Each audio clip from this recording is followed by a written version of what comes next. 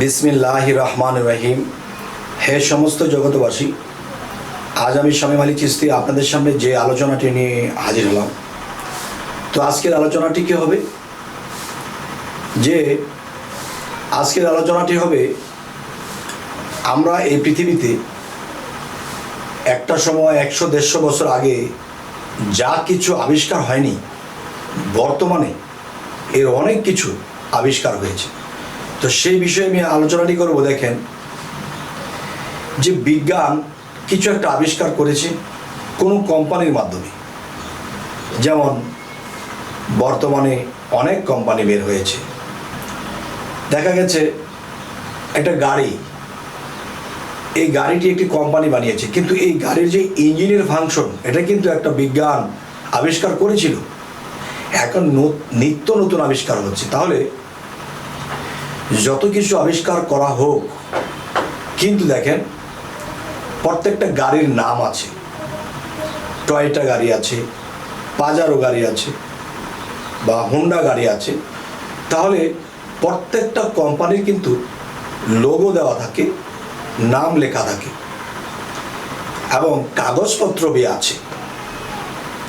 তো এখন বলতে চাই, আল্লাহ আমাদেরকে হাসরের দিন নিজের কুরসিতে বসে জিজ্ঞাসা করবেন যে আমি তো বিজ্ঞানেরও বিজ্ঞান, মহাবিজ্ঞান।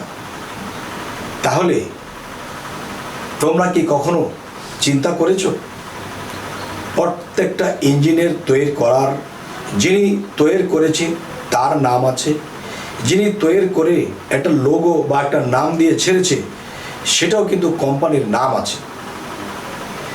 তাহলে তোমরা পৃথিবীতে দেখেছো, মানুষ সাধারণত কোনো কিছু আবিষ্কার করে তা মার্কেটে বা বাজারে ছেড়ে দেওয়ার আগে তার কোম্পানির নাম দিয়ে ছেড়ে দেয়। যদি আমি আল্লাহ বিজ্ঞানেরও বিজ্ঞান, মহাবিজ্ঞান হয়ে থাকি, তাহলে আমি যে মানুষ বানিয়েছি, আমার কোম্পানিতে যে আমি মানুষ বানিয়েছি, সেই কোম্পানির ক্যাটালগ আছে। সেই ক্যাটালগটি হলো ইনজিল, ফুরকান, জাবরুত। তাহলে যেই কিতাবগুলো আমি দিয়েছি, প্রত্যেকটা ধর্মের ক্যাটালগ দিয়েছি, এবং এই ক্যাটালগের মধ্যে আমি সংক্ষিপ্তভাবে দিয়েছি। সেটা কীরকম? যেমন আলিফ লাম মিম রা, তেমনি আছে হা মিম, সূরা সোয়াত।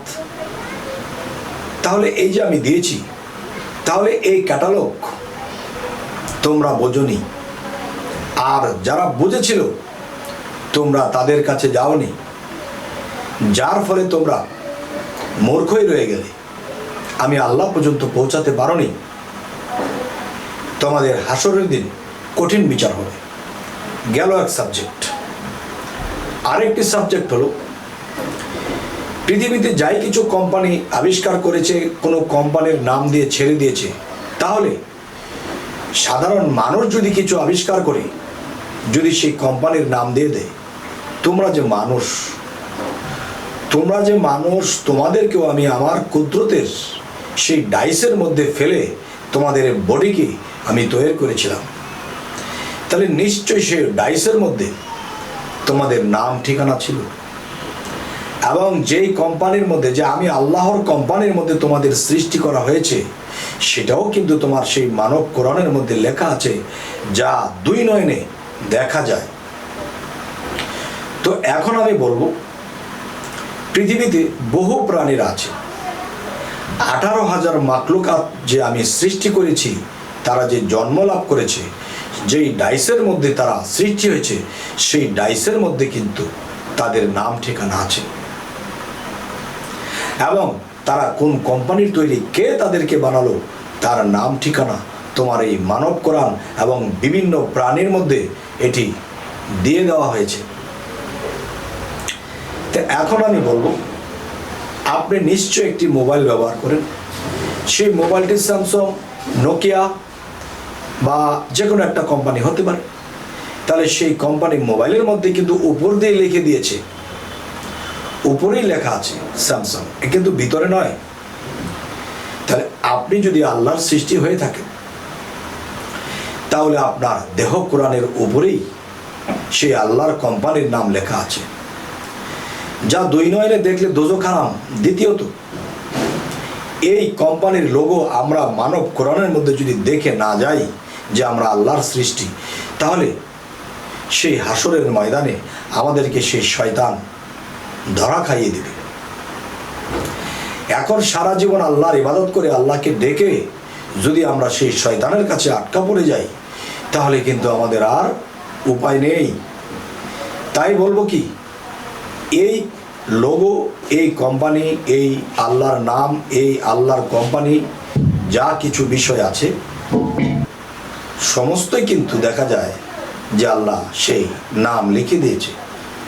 যাই হোক, যে কথাটি বলতে চাচ্ছি আজকে আপনাদেরকে, দেখেন যে এই মানুষ যে পৃথিবীতে বানিয়ে পাঠালো আল্লাহ, আল্লাহর কোম্পানির ছিল ছাপ্পর কিন্তু আপনার মধ্যে আছে। তাই বলা হয়েছে, মান আরাফা নাফসাহু ফাকাত আরা রাব্বাহু, যে সর্বপ্রথম তুমি তোমার নিজেকে চিনবে, এরপরে তোমার রবকে চিনবে।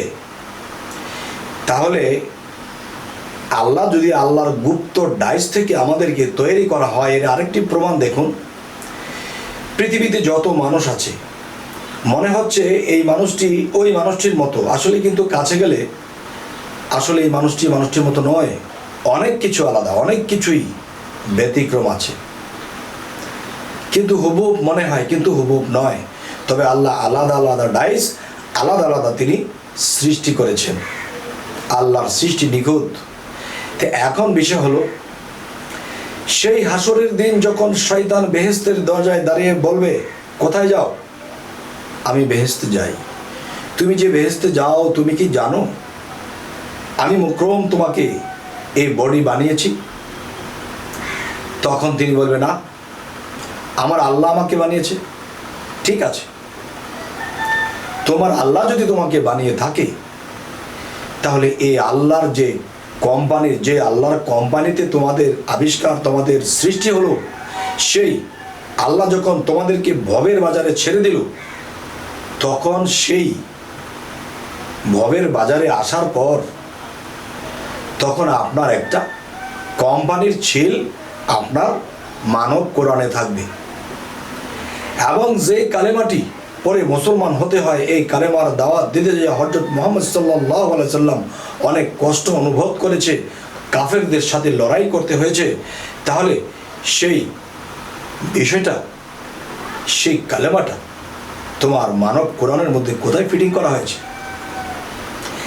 এ হলো একটি বিষয়। আরো একটি বিষয় হলো কি, শয়তান বলবে, আমি তোমাকে বানিয়েছি, যদিও আল্লাহর হুকুমে বানিয়ে থাকি, তবু আমি তোমাকে বানিয়েছি।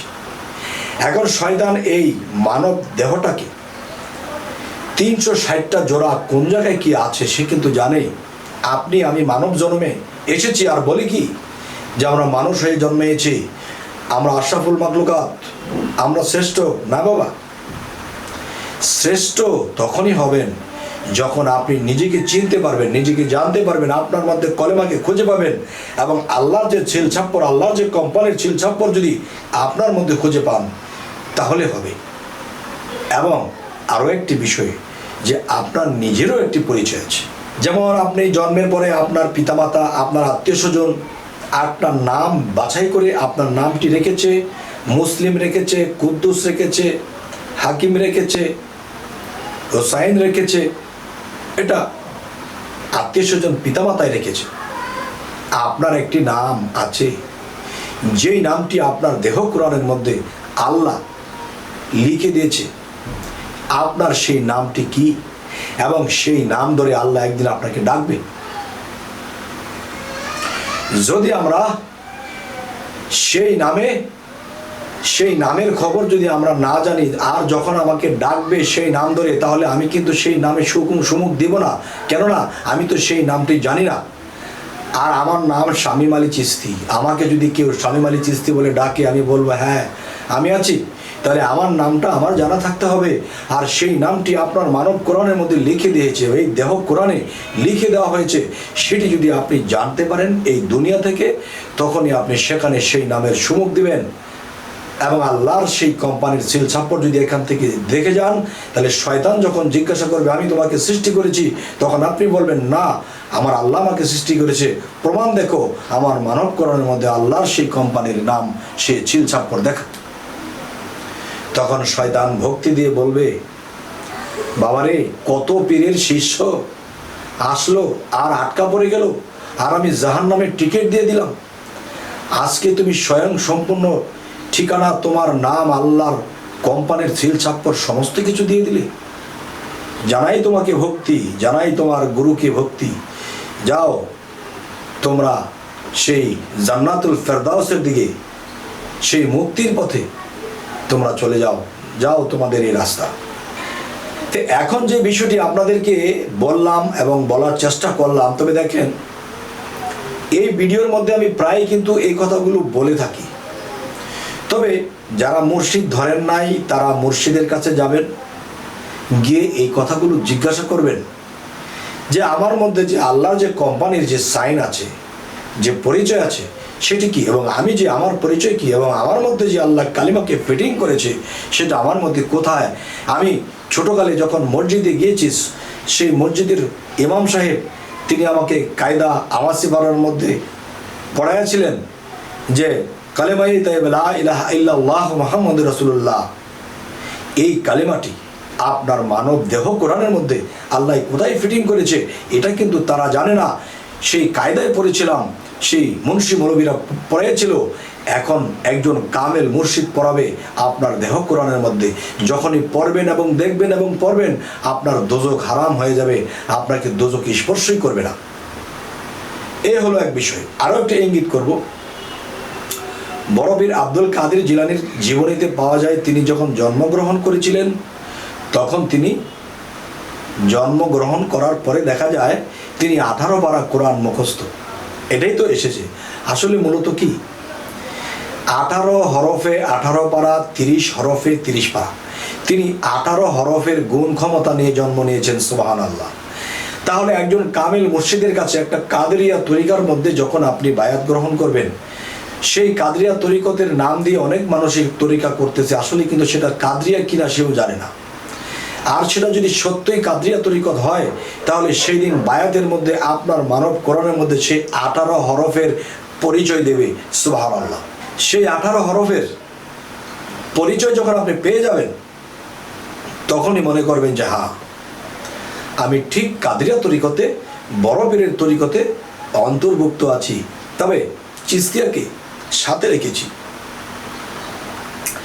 কারণ আল কাদরি, আল চিস্তিয়া, আল হাসানি, আল হুসাইনি, হাসান হুসাইন কিন্তু পীর আলী করেননি।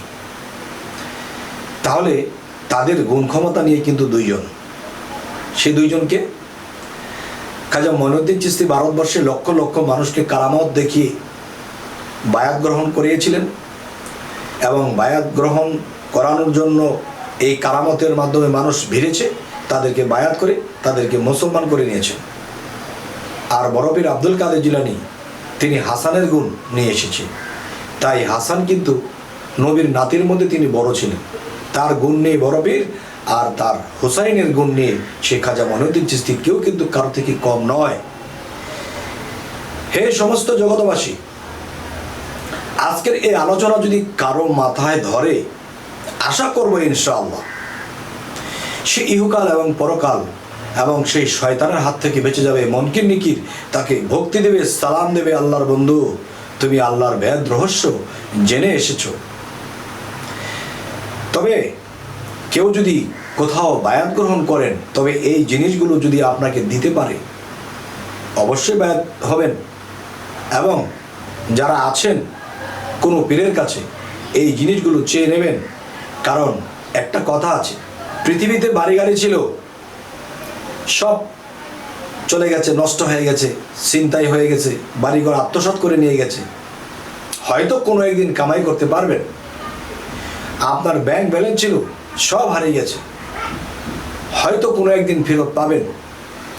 কিন্তু কেউ যদি পীর ধরে, কেউ যদি মুর্শিদ ধরে ঠকে যায়, তাহলে ইহকাল পরকাল তার সবই শেষ। তাই বলবো, পীর আপনাকে টেস্ট করবে যে আপনি কি তার ভক্ত হইবার যোগ্য, এবং ভক্ত আপনাকে পরীক্ষা করবে তিনি কি আমার মুর্শিদ, তিনি কি আমার পীর হইবার যোগ্য। আর পরীক্ষাগুলো কি? ভক্ত এই কথাগুলো বায়াতের আগেই জিজ্ঞাসা করবে, এই জিনিসগুলো আমাকে দিন, যে আমার মধ্যে সেই কালেমাটি আল্লাহ কোথায় রেখেছে সেটা পড়ব, আমি নিজ নয়নে দেখে দেখে পড়ব। আল্লাহর কোম্পানির সিল ছাপ্পরটা আপনার মধ্যে কোথায় তা দেখব এবং পাঠ করব সুবহানাল্লাহ। এবং আমার যে একটা পরিচয়পত্র আছে, আমার সেই দেহ কোরআনের মধ্যে লেখা আছে, হে গুরুজি, হে মুর্শিদ, আমাকে অবশ্যই সেটি দেখিয়ে দিবেন, আমি সেটি দেখব এবং পড়ব। তবে জানি না আজকের এই আলোচনা আমার জন্য খুবই সিরিয়াসলি, যদি কেউ এই কথাগুলো জ্ঞানে নেয় তিনিও সিরিয়াসলি হবে, এবং সিরিয়াসলি যদি হয় নির্ভয় তিনি অবশ্যই জয়লাভ করবে ইহকাল ও পরকাল ইনশাআল্লাহ। তবে আমার আজকের এই আলোচনা যদি আপনাদের ভালো লাগে তো অবশ্যই সাবস্ক্রাইব করে নেবেন এবং আমাদের পাশেই থাকবেন। আর সামনে কি ধরনের আলোচনা চাইছেন তাও জানাবেন। সকলে ভালো থাকবেন। আল্লাহ হাফিজ।